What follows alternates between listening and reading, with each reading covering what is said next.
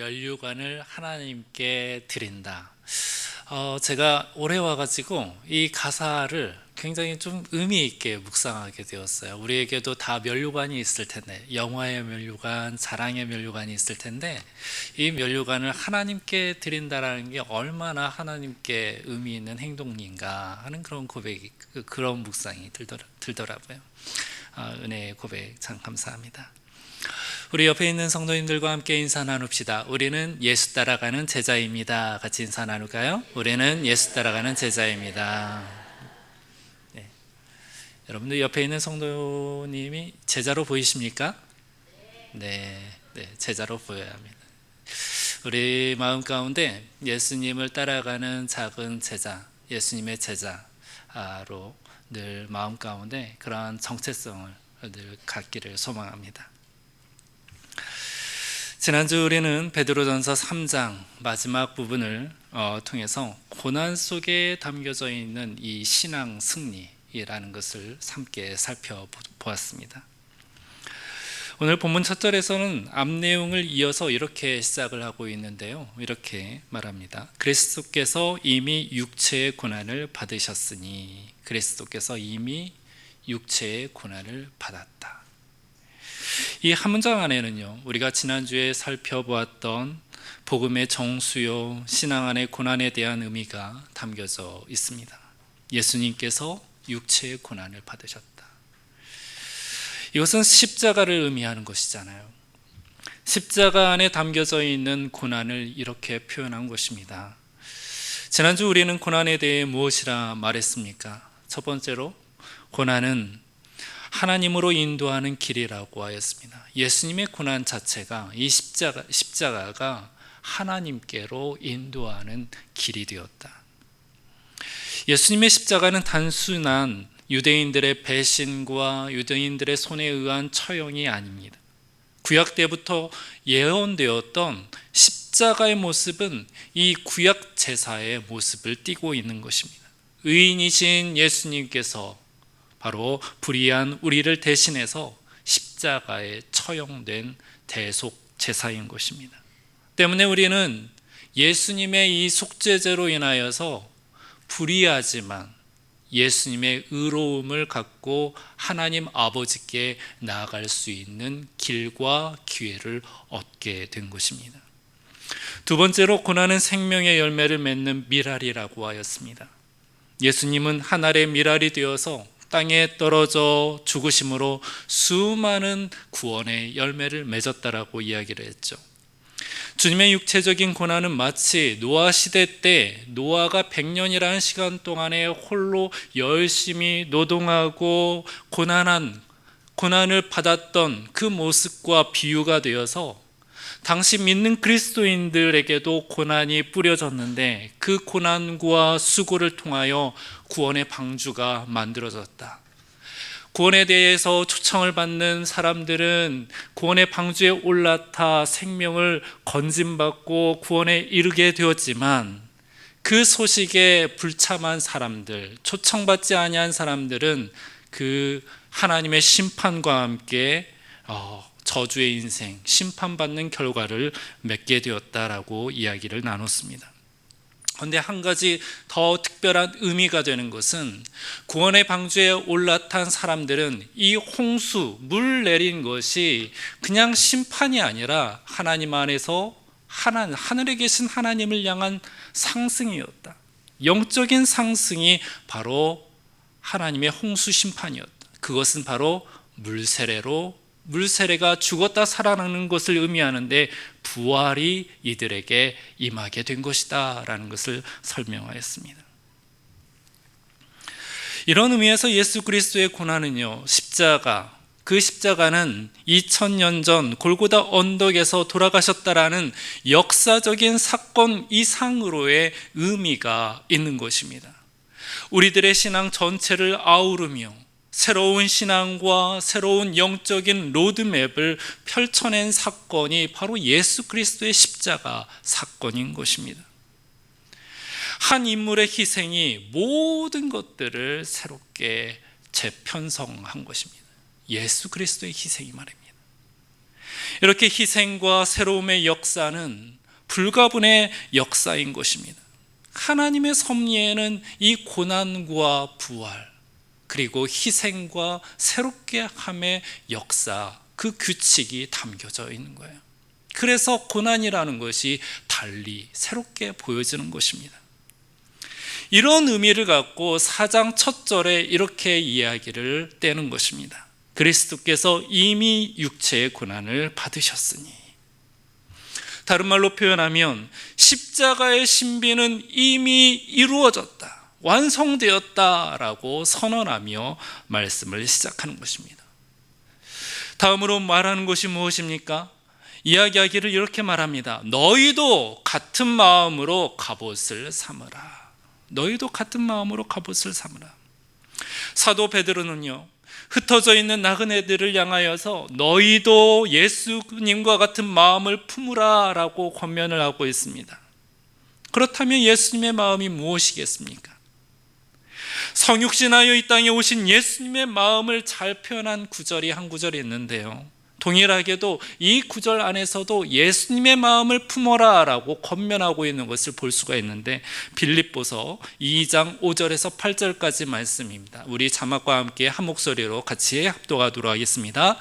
너희 안에 이 마음을 품으라. 곧 그리스도 예수의 마음이니 그는 근본 하나님의 본체시나 하나님과 동등됨을 취할 것으로 여기지 아니하시고 오히려 자기를 비워 종의 형체를 가지사 사람들과 같이 되셨고 사람의 모양으로 나타나사 자기를 낮추시고 죽기까지 복종하셨으니 곧 십자가에 죽으심이라. 아멘. 이 구절에서 설명하는 예수 그리스도의 마음은요, 자기를 비우는 마음이었습니다. 먼저 자기를 비우는 마음이었어요. 자기를 비운다라는 것은 신앙에 있어서 선택권이 자기에게 있지 않다라는 겁니다. 하나님께 있다라는 것을 말하는 것이에요. 그래서 하나님께서 말씀하시는 그 뜻대로 내가 살겠습니다라는 것을 말하는 것입니다. 자기의 비움은 하나님께서 말씀하신 그 뜻대로 그 뜻을 선택하며 내가 살겠습니다 하는 것이 바로 자기에 대한 비움이에요. 또한 자기를 낮추시고 죽기까지 복종하셨다라고 말합니다. 이 말씀은 겸손을 말하는 것이죠. 또한 성부 하나님의 뜻하심에 죽음까지도 복종함을 이야기하고 있는데, 여러분들 이 말을 받으실 수 있겠습니까?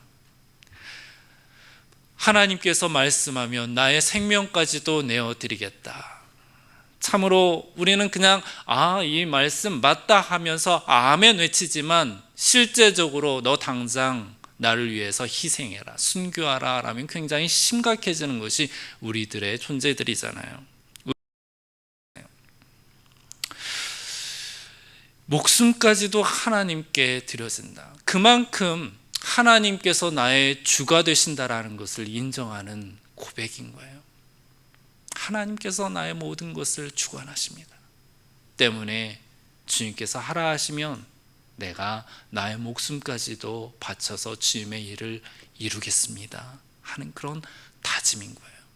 그것이 바로 하나님께서 나의 주가 되시는 주되심의 고백인 것입니다.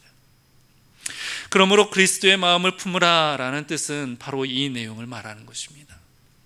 자신을 비우는 마음, 겸손의 마음, 순종을 넘어 복종을 하는 주되심의 마음을 이야기하는 것이에요.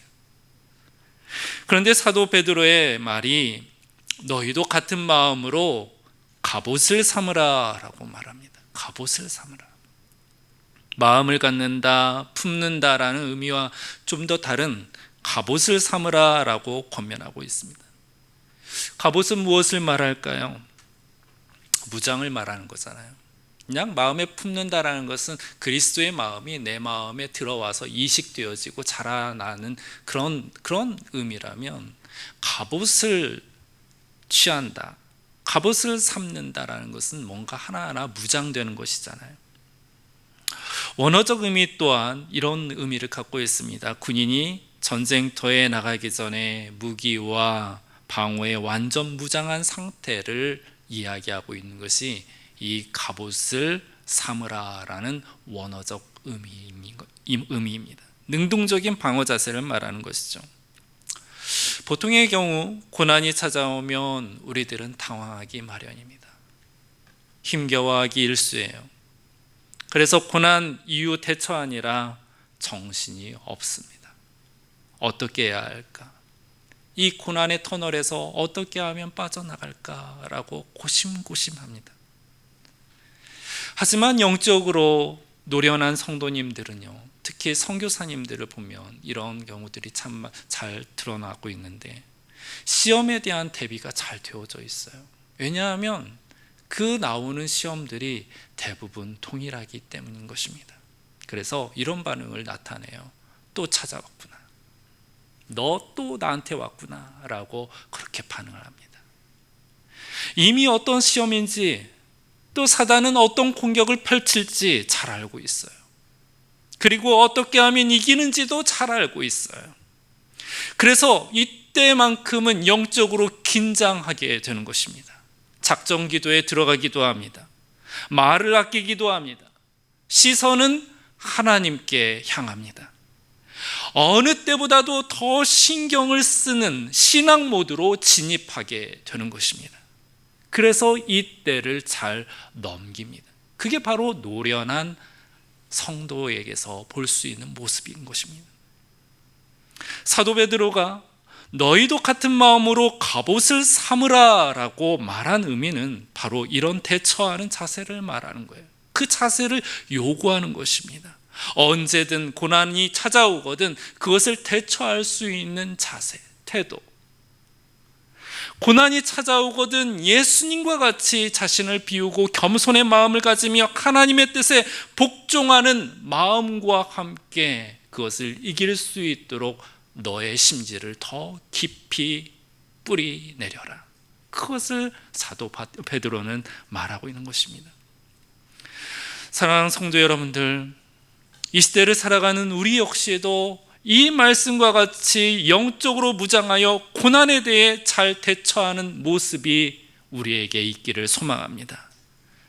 이 모델은 예수 그리스도께 있고 예수님께서 걸으셨던 길을 묵상하면 되는 것이며 예수님께서 선택한 내용들을 바라보면 되는 것이고 예수님의 삶의 발자취를 우리 또한 그대로 따라가면 되는 것입니다. 그러므로 우리 모두가 예수 그리스도의 제자가 되는 일에 힘과 또한 성의를 다하여 그 제자도의 길을 걸어 나아가는 저와 여러분들 그리고 함덕교회 되기를 주님의 이름으로 축복합니다. 다음으로 사도 베드로는 고난이 주는 유익을 설명하고 있습니다. 1절 하반절에 보면요, 이렇게 기록되어 있습니다. 이는 육체의 고난을 받은 자는 죄를 그쳤음이니. 이는 육체의 고난을 받은 자는 죄를 그쳤다. 그리고 이 구절에 대해 좀 더 상세하게 풀어서 이야기하는 바가 2절부터 나와 있는데요, 우리 2절부터 4절까지 말씀을 우리 한 목소리로 같이 읽어보도록 하겠습니다. 시작. 그 후로는 다시 사람의 정욕을 따르지 않고 하나님의 뜻을 따라 육체의 남은 때를 살게 하려 함이라. 너희가 음란과 정욕과 술취함과 방탕과 향락과 무법한 우상 숭배를 하여 이방인의 뜻을 따라 행한 것은 지나간 때로 족하도다. 이러므로 너희가 그들과 함께 그런 극한 방탕에 다름질하지 아니한 것은 그들이 이상히 여겨 비방하나. 아멘. 말씀에는 고난이 있으므로 죄가 그쳤다라고 말합니다. 고난이 있으므로 죄가 그쳤다. 이후에 정욕을 따르지 않고 하나님의 뜻을 따라 살아가는 모습으로 살게 된다라고 말합니다. 고난이 있어서 죄를 짓지 않게 된다. 우리는 이렇게 말할지도 몰라요. 고난 없이 정결한 살면 안 되겠느냐고. 고난 우리 싫은데, 이 고난 피하면 좋겠는데, 고난 없이 그냥 하나님 뜻대로 정결한 삶을 살면 안 되겠습니까? 고난 없어도 우리 정결해질 수 있을 것 같은데요 라고 그렇게 말할지도 몰라요. 고난을 환영하는 성도님은 아마 이 중에 아무도 없을 테니 정말 고난이 얼마나 피하고 싶겠어요. 저도 싫습니다. 고난 오는 것을 환영하는 사람이 어디 있겠어요. 그런데 사랑하는 성도 여러분들, 그것 아십니까? 나무가요, 울창하게 자라기 위해서요, 따뜻한 봄 햇살만 필요한 게 아니랍니다. 무슨 말이냐면 반드시 매서운 겨울바람이 필요하답니다. 울창한 숲을 이루기 위해서, 울창함을 위해서. 만일에 겨울 날씨가 너무 따뜻해서 그 온도가 어느 정도 내려가지 않는다면 어떤 일이 벌어지는 줄 아십니까? 나무 껍질 속에 숨어 있는 해충과 그 알들이 죽지 않고 살아남아 있어서 시간이 흘러 나무를 통째로 갉아먹어 나무를 죽게 한다고 해요. 살을 에이는 듯한 겨울이 찾아올 때에 나무를 괴롭히는 이 벌레들이 그때에 박멸된다고 합니다. 우리 영혼도 마찬가지예요. 평안하고 따뜻하기만 하면 우리 영혼의 구석구석에 있는 정욕과 세상 풍조라는 해충들이 들끓기 시작하는 것입니다. 그러나 고난이라는 이 영적인 겨울이 닥치면 우리는 그때 비로소 죄의 유혹을 끊어내고 오직 생명이신 하나님께 우리의 시선을 집중시키게 되는 것이에요. 때문에 고난 없이 죄의 해충을 멈출 수가 없는 것입니다. 바다도 마찬가지잖아요. 태풍과 파도가 격렬하게 쳐서 바다가 뒤집힐 때에야 바다 깊은 곳까지 산소가 공급이 되고 오염물질이 정화되지 않습니까? 이 작업이 있음으로 바다가 유지되는 거잖아요. 이처럼 고난이라는 이 용광로 없이 우리 몸에 배어진 죄성은 제거되지가 않는 것입니다. 고난을 통해서 우리는 하나님을 찾게 되고요, 고난을 통해서 우리 영혼은 순수해지는 것입니다. 우리의 시선이 하나님께 모아지게 되는 것이에요.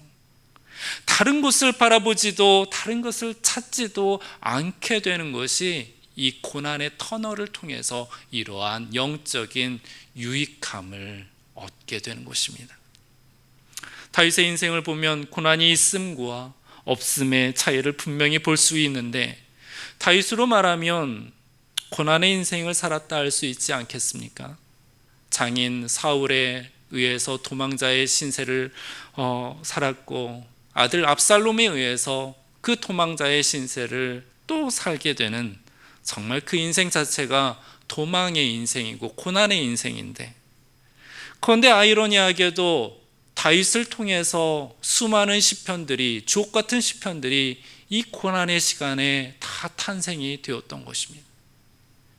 대부분의 모든 다윗의 이 시편, 정말 우리에게 위로가 되고 복음이 되고 하나님의 계시로 예언되었던 모든 내용들이 이 어렵고 힘든 시간 속에 다윗을 통하여서 우리에게 흘려보냈던 것입니다. 하지만 다윗이 잠깐 여유를 부릴 때 어떤 일이 벌어졌습니까? 이스라엘 군대가 한참 전쟁 중이었던 중 다윗 자신은 궁궐에 잠깐 여유를 부릴 때가 있었죠. 그때 우리아의 아내 밧세바에게 마음을 빼앗겨 남의 아내를 범하게 되고 결국 우리아 장수마저 죽게 되는 모의를 펼친 것 아닙니까? 이로보건대 고난 없이 우리의 신앙이 순전하게 할 방법이 없는 것입니다. 제 아무리 내 자신을 잘 제어할 수 있다고 자신이 있다 하여도 다윗과 같은 그러한 하나님께 인정받는 사람임에도 이렇게 죄가 기회를 틈타 무너뜨리게 하는데 우리라고 별 수가 있겠습니까?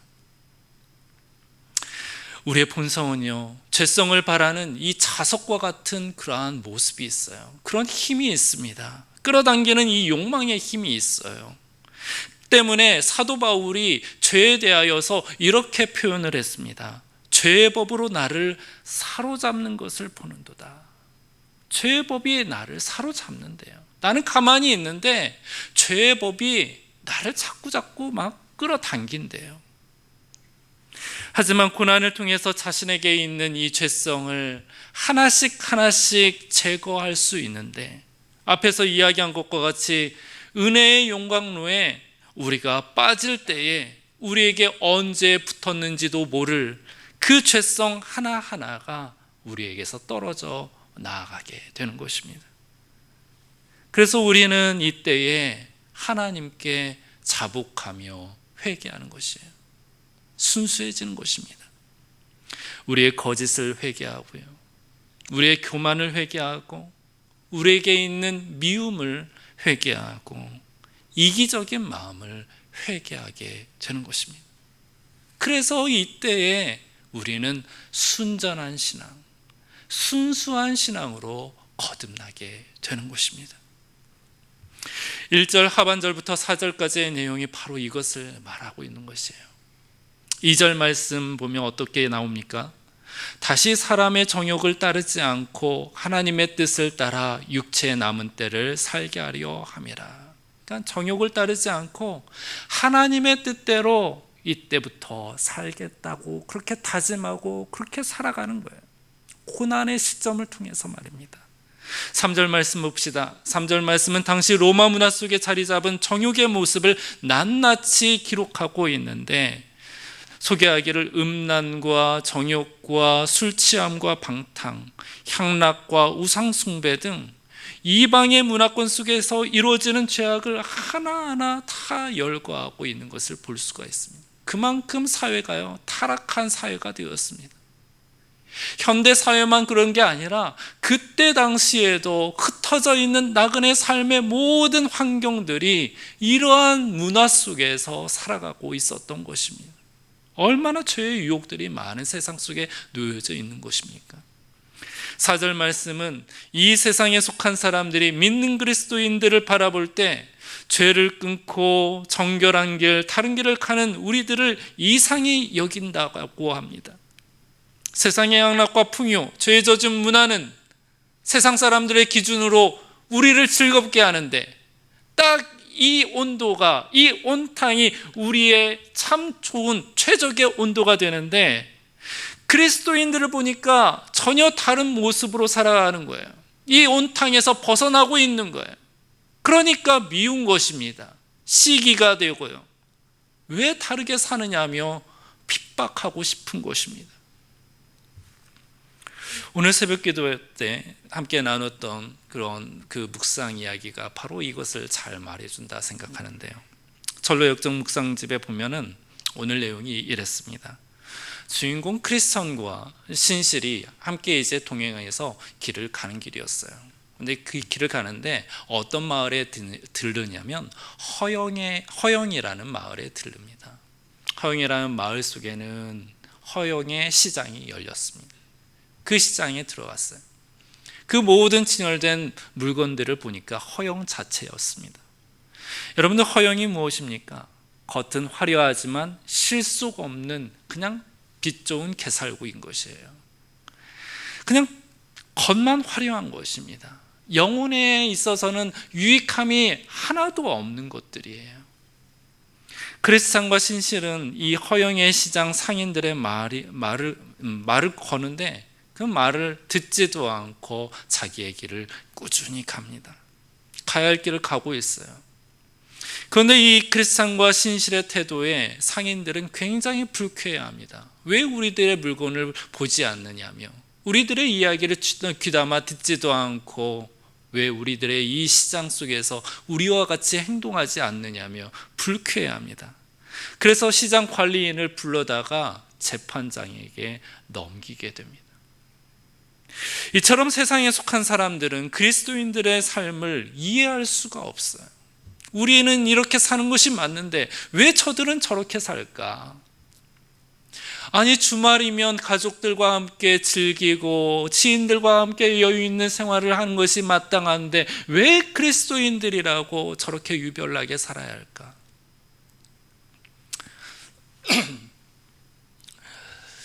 저희 부모님께서 시장에서 장사를 하셨는데, 시장 장사를 하면은 아무래도 그런 게 있나 봐요.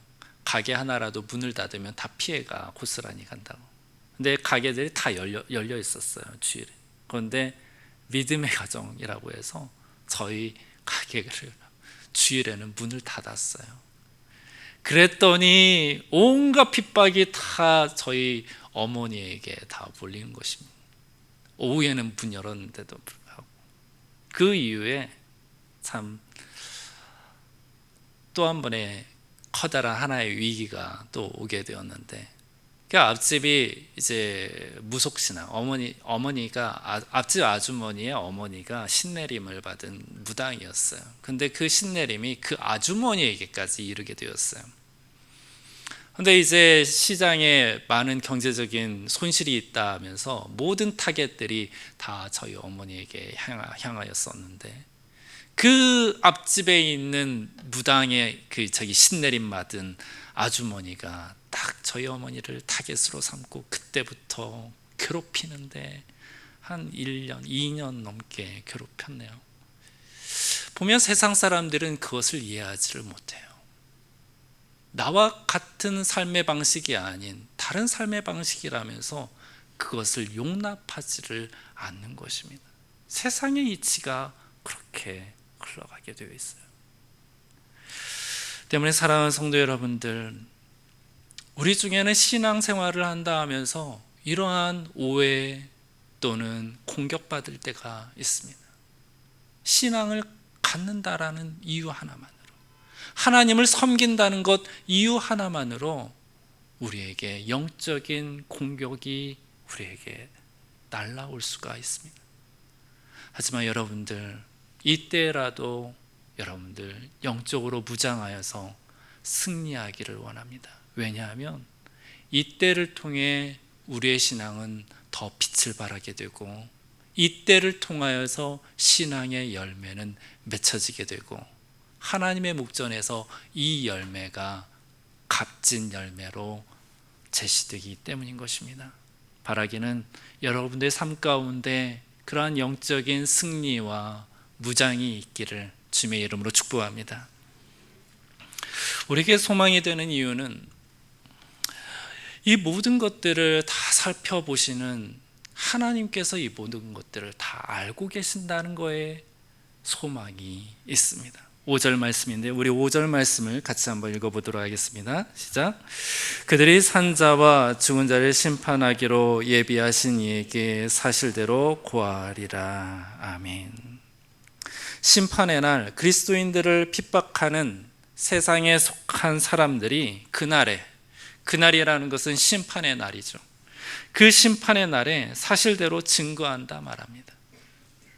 그들이 이야기하기를 그때에 우리는 세상의 즐거움을 찾았지만 이 사람들은 생명의 길을 택했다고, 우리는 무지했지만 저들은 영적인 지혜를 갖고 정말 소중한 것을 택했다고 그렇게 증언한다는 거예요.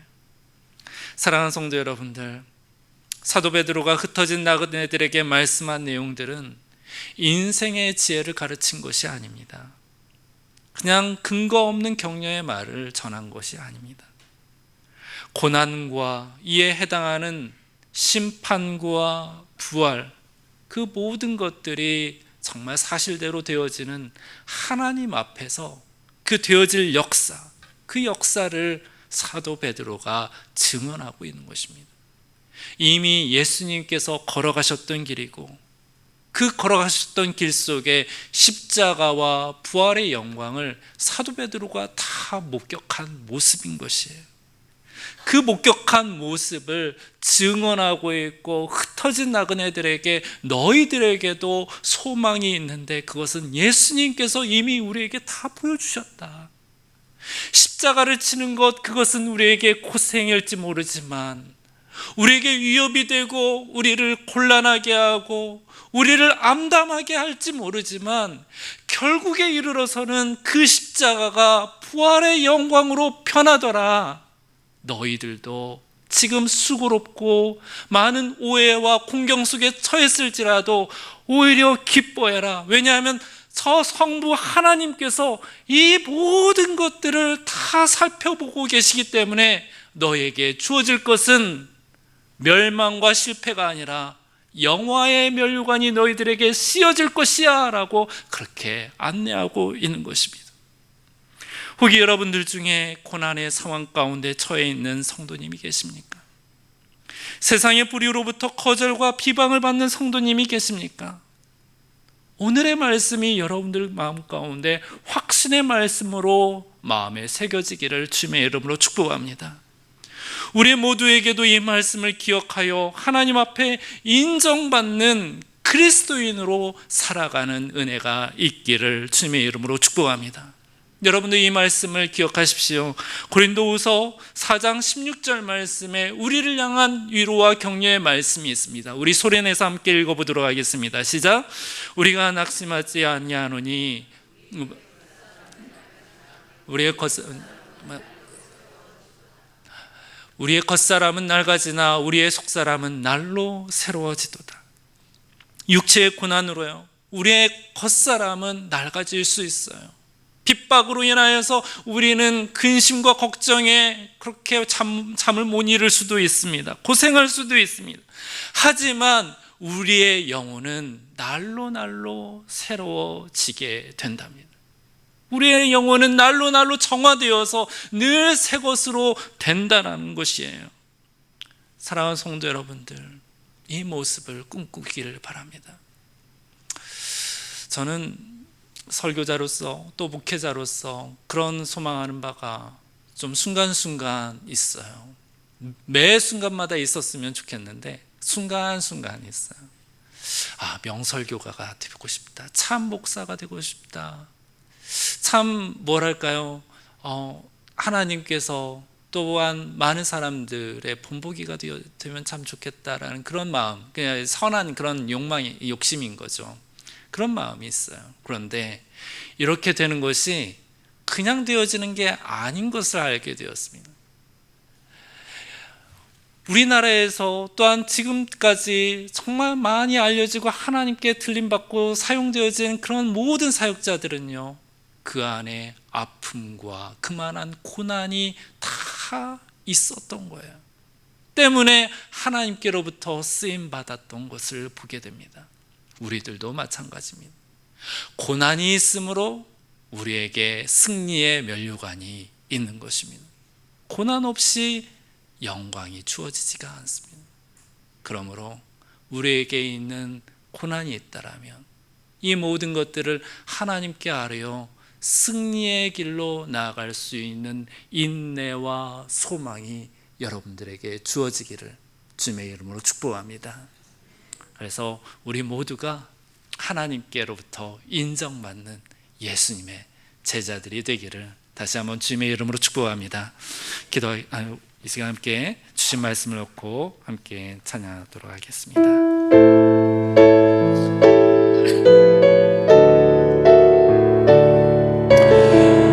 우리를 단련하신 후에 정금같이 나오게 하실 주를 찬양합시다. 주가 보이신 생명의 길 나 주님과 함께 상한 마음을 들이며 주님 앞에 나가리. 나의 의로움이 되신 주 그 이름 예수, 나의 길이 되신 이름